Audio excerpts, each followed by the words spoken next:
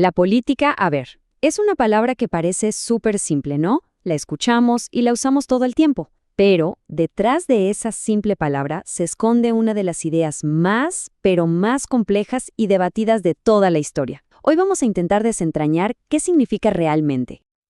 Y es que aquí empieza lo interesante. ¿Por qué una palabra que está en todos lados, en las noticias, en las charlas de café, en la familia, es tan, pero tan difícil de definir? Es curioso, ¿no? Porque en el momento en que intentamos ponerle una etiqueta, una definición clara y única, como que se nos escapa entre los dedos. Y ojo, no es que sea una percepción nuestra nada más. La realidad es que para los científicos y los especialistas en el tema, definir la política es, literalmente, un verdadero quebradero de cabeza. Así que miren, si los expertos batallan con esto, ya tenemos un buen punto de partida. Esta misma dificultad es lo que vamos a explorar. Entonces, ¿cómo resolvemos este enredo? Bueno, como con muchas grandes ideas, lo mejor es irnos hasta el principio. Así que hagamos un viaje en el tiempo. Vámonos a la antigua Grecia, porque es ahí donde nació la palabra y, más importante, el concepto que lo cambió todo. Todo empieza con esta palabrita, polis. De aquí, como se pueden imaginar, viene nuestra palabra política. Ahora, es clave entender que la polis no era simplemente una ciudad como la pensamos hoy. No, era mucho más. Era la comunidad en su totalidad, un espacio autosuficiente donde la vida de los ciudadanos se desarrollaba por completo. Y claro, si hablamos de la polis, tenemos que hablar de Aristóteles. Él soltó una de las frases más famosas de la historia del pensamiento, que el ser humano es por naturaleza un zoon politikon, o sea, un animal político. Pero, ¿qué quería decir exactamente con eso de animal político?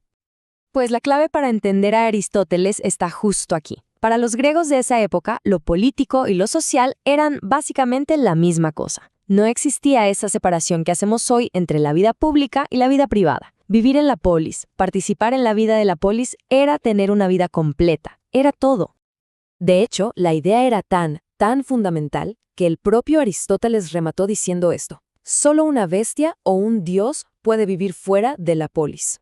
Imagínense, o sea, si no vivías en comunidad, si no participabas, no eras plenamente humano. Con esto queda clarísimo. Para los griegos, la política no era algo que se hacía, era lo que se era.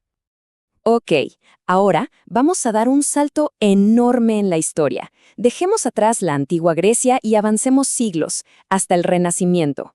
Porque aquí ocurre un quiebre, una verdadera revolución en cómo se entiende la política. Prepárense, porque esto lo cambia todo. Miren cómo fue cambiando el cuento. En Grecia, como vimos, política y ética iban de la mano. Luego, durante la Edad Media, todo se supeditó a la religión, a la teología. La política era, digamos, una sirvienta de la fe. Pero, ¡pum!, llega el Renacimiento y la política dice hasta aquí. Reclama su independencia, su autonomía. Comienza a tener sus propias reglas del juego. Y el nombre clave de esta revolución, el protagonista de esta historia, es Nicolás Maquiavelo. ¡Ojo! Es interesante pensar que él no inventó la política moderna, sino que más bien la descubrió. ¿Cómo? Pues observándola, dándose cuenta de que era un campo de acción totalmente separado, con su propia lógica. ¿Y cuál fue su gran aporte? Pues básicamente dinamitó la conexión que existía entre política, moral y religión. Maquiavelo dijo, a ver, la moralidad puede ser útil, puede ser una herramienta para el poder, pero no es la política. La política para él tiene sus propias leyes, sus propias necesidades, que son distintas a las de la religión o la ética personal. Bueno, una vez que la política se establece como un campo independiente, con sus propias reglas, la pregunta lógica es, ¿y esto cómo se estudia?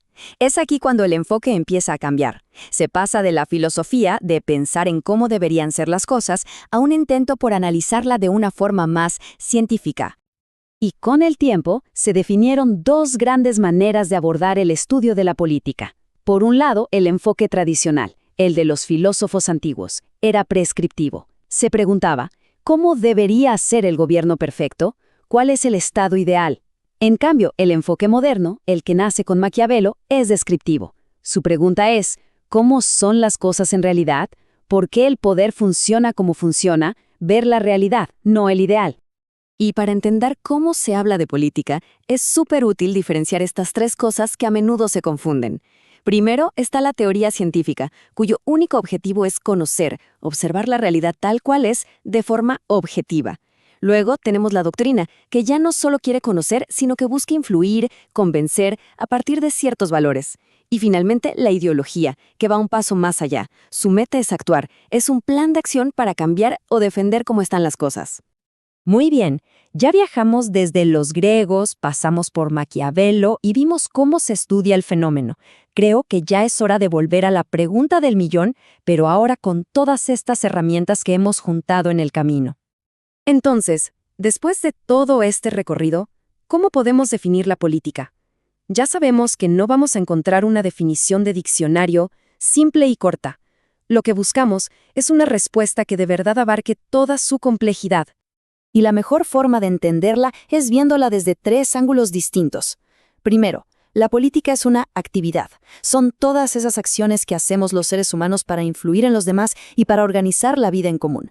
Segundo, la política es una esencia. Es esa tensión, ese potencial de orden, pero también de conflicto que existe en cualquier grupo humano, por pequeño que sea. Y tercero, claro, la política es un campo de estudio, la disciplina científica que se dedica a analizar toda esta realidad. Y para cerrar, volvamos un segundo a Aristóteles. Él decía que solo una bestia o un dios podía vivir fuera de la comunidad, de la polis. Si traemos esa idea a nuestro mundo a hoy, con todo lo que acabamos de ver, ¿qué significaría realmente ser apolítico? ¿De verdad es posible vivir al margen de todo esto? Hay queda para pensar.